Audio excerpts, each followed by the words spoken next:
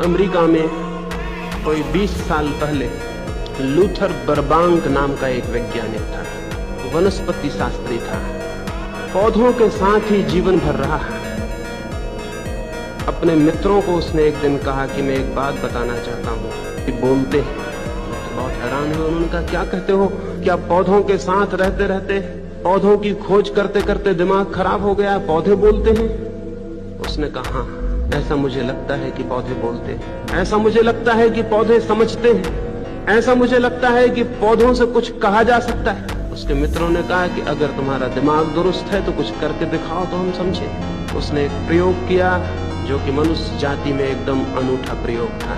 वो एक कैक्टस के पौधे को रेगिस्तान से लाया। उस कैक्टस के पौधे में कांटे ही कांटे होते हैं और उसमें बिना कांटों की कभी कोई जाति नहीं होती। उस कैक्टस के पौधे, वो उस कैक्टस के पौधे से रोज सुबह शाम कहने लगा कि मेरे मित्र, क्या मेरी आवाज तुम तक पहुंचती है, क्या मेरा प्रेम तुम तक पहुंचता है? उसके मित्र तो थोड़े दिन में छोड़ दिए उसका साथ।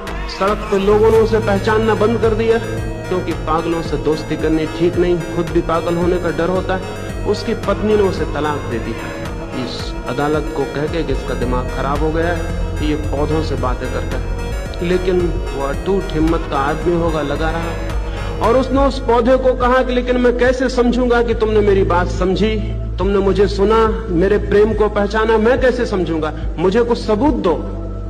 सबूत मुझे ये दो कि एक ऐसी शाखा पैदा करो जिसमें कांटे ना हो। उस पौधे से वो कहने लगा कि तुम में एक ऐसी शाखा निकले जिसमें कांटे ना हो। अब ये कहीं हो सकता था?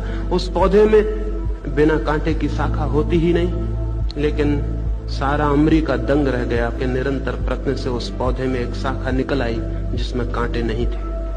वो निरंतर उस पौधे से कहता रहा, सुबह और सांझ उस पौधे की सेवा करता रहा, उस पौधे को प्रेम करता रहा, उस पौधे को पानी सींचता रहा, उसकी हिफाजत करता रहा।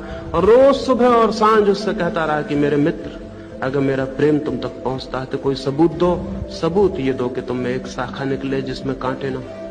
उसमें एक शाखा निकली। क्या हुआ होगा पौधों के प्राणों में? क्या हुआ होगा उस कैक्टस के प्राणों में? इस आदमी की प्रेम का और प्रार्थनाओं का, इसके निवेदन का कोई परिणाम हुआ होगा। उस पौधे के प्राणों और आत्मा तक कोई बात गई होगी, पहुंची होगी। वो पौधा आंदोलित हुआ होगा। उस पौधे